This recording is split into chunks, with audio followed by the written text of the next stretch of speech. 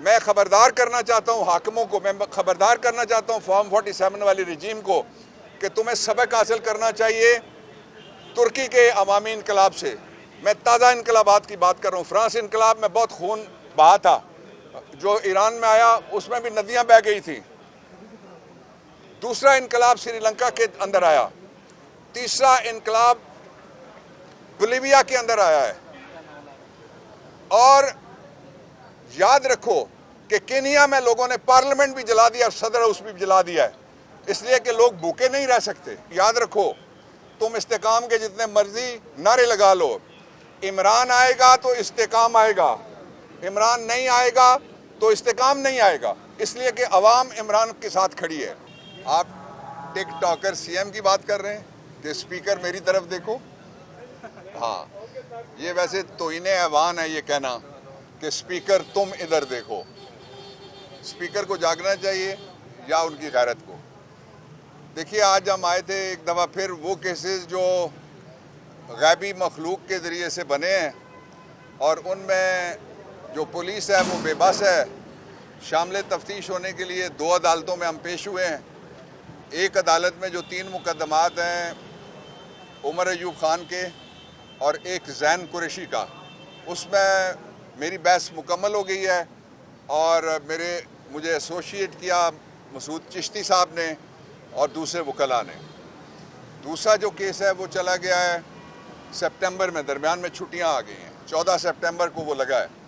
دونوں جگہ ججز نے پوری کوشش کی کہ پنجاب پولیس ہمیں شامل تفتیش کرے، اور ساتھ پہ ریمارکس دیے ایک جج صاحب نے کہ لوگ پولیس کو دیکھ کے بھاگتے ہیں، آپ ایسے لوگ آ گئے عدالتوں میں جن کو دیکھ کے پولیس بھاگتی ہے، وہ کہتی ہے ہم نے شامل تفتیش نہیں کرنا۔ دوسرا جو اس کا پہلو ہے وہ یہ ہے کہ میں لاہوریاں نو دسنا چاہنا، تسی ذرا لے کے فائل پڑھ لو، کوئی اور نہ دے میرے کو لے لینا۔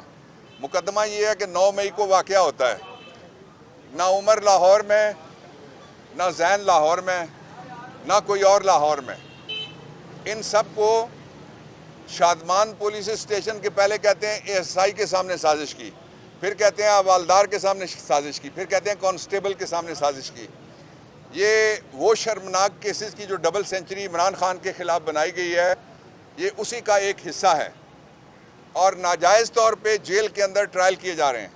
میں مطالبہ کرتا ہوں لاہور ہائی کورٹ کے چیف جسٹس سے اور چیف جسٹس آف پاکستان سے کہ سائفر بہانہ بنا کے عمران خان کا ٹرائل خفیہ شروع ہوا تھا عدالت کے اندر، کہ سائفر میں ایسی معلومات ہیں کہ جن معلومات سے پاکستان کو خطرہ ہے، یعنی ایک کاغذ کے ٹکڑے سے ایٹمی ملک کو خطرہ ہے۔ آپ دیکھیں یہ کس قدر بے رحم اور بے رحمی سے جھوٹ بولنے والا ٹولہ ہے۔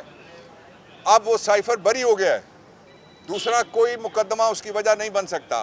پاکستان میں ذوالفقار علی بھٹو کا ٹرائل ہوا، اوپن ہوا۔ پاکستان میں نواز شریف کا ٹرائل ہوا، اوپن ہوا۔ یوسف رضا کا ٹرائل ہوا، اوپن ہوا۔ عباسی کا ٹرائل ہوا، اوپن ہوا۔ 7 وزیر اعظم ہیں جن کے ٹرائل ہوتے ہیں، 3 صدر ہیں جن کے ٹرائل ہوتے ہیں، ان میں سے 3 میں سے 2 صدروں میں وکیل تھا۔ بی بی کا ٹرائل اوپن ہوا۔ تو عمران خان کی تصویر سے اس قدر خوفزدہ ہیں۔ میں اس کو پوائنٹ کنکلوڈ اس طرح سے کرتا ہوں، یاد رکھو، تم استحکام کے جتنے مرضی نعرے لگا لو، عمران آئے گا تو استحکام آئے گا، عمران نہیں آئے گا تو استحکام نہیں آئے گا، اس لیے کہ عوام عمران کے ساتھ کھڑی ہے۔ دوسرا جو یہ مقدمات ہیں، ان میں آج جج صاحب نے یہ بھی آبزرویشن دی کہ لگتا ہے کہ یہ آپ کو شامل تفتیش نہ کر کے دوڑائے رکھنا چاہتے ہیں۔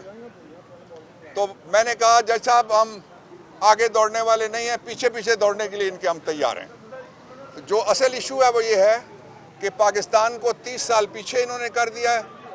ایسا ٹولہ آ گیا ہے جو ٹولہ پہلے باجوہ سے فائدہ لیتا ہے اور پھر اعتراف جرم کرتا ہے کہ لنڈن پلان ہوا تھا نواز شریف کے پاس جا کے، باجوہ نے یہ کہا تھا کہ 2019 میں تم مجھے ایکسٹینشن دو، میں جواباً تمہیں پنجاب کی گورنمنٹ اور مرکز کی گورنمنٹ دیتا ہوں۔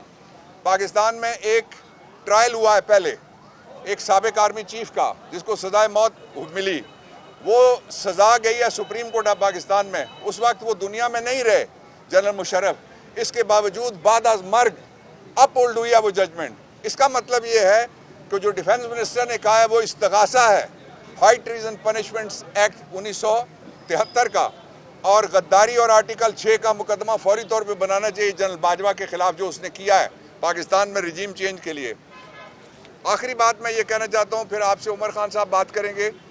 میں یہ بات کہنا چاہتا ہوں کہ یہ کہا جا رہا ہے کہ ہم امریکن کانگریس کے خلاف آواز اٹھا رہے ہیں۔ بے شرمو، تب تمہیں شرم نہیں آئی جب ایک چھوٹے سے ملازم نے، آپ ہیڈ کلرک کہہ لیں، اس کو سپرنٹینڈنٹ کہہ رہے ہیں امریکہ کا، اس نے پاکستان میں مداخلت کر کے تمہارے ذریعے، خود باجوہ کا نام لیتے ہو، اس نے پاکستان میں ایک چلتی ہوئی حکومت کو رخصت کر دیا۔ میں خبردار کرنا چاہتا ہوں حاکموں کو، میں خبردار کرنا چاہتا ہوں فارم 47 والی رجیم کو کہ تمہیں سبق حاصل کرنا چاہیے ترکی کے عوامی انقلاب سے۔ میں تازہ انقلابات کی بات کر رہا ہوں۔ فرانس انقلاب میں بہت خون بہا تھا، جو ایران میں آیا اس میں بھی ندیاں بہہ گئی تھیں۔ دوسرا انقلاب سری لنکا کے اندر آیا، تیسرا انقلاب بولیویا کے اندر آیا ہے، اور یاد رکھو کہ کینیا میں لوگوں نے پارلیمنٹ بھی جلا دیا اور صدر ہاؤس بھی جلا دیا ہے، اس لیے کہ لوگ بھوکے نہیں رہ سکتے۔ ان کی جیبوں کے اوپر تمہاری نظر ہے، پیناما کیس پہ تمہاری نظر نہیں تھی، اور نہ ہی دبئی لیکس کے اوپر تمہاری نظر ہے۔ عمران خان آئے گا تو استحکام آئے گا۔ اور عمر ایوب خان کے بارے میں 2 جملے کہنا چاہتا ہوں۔ آپ کو کراچی والی آپ نے کٹی پہاڑی سنی ہوئی ہے، اسلام آباد میں بھی ایک کٹی پہاڑی ہے ماگلا میں۔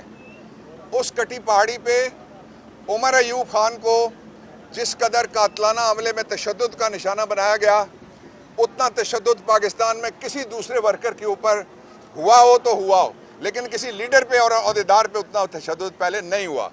عمر ایوب خان نے پہلے دن مجھ سے میرے اصرار پہ اس کی تصویریں شیئر کی تھیں، لیکن مجھے ساتھ کہا تھا کہ آپ ان کو اپلوڈ نہیں کریں گے، میں پبلک نہیں کرنا چاہتا۔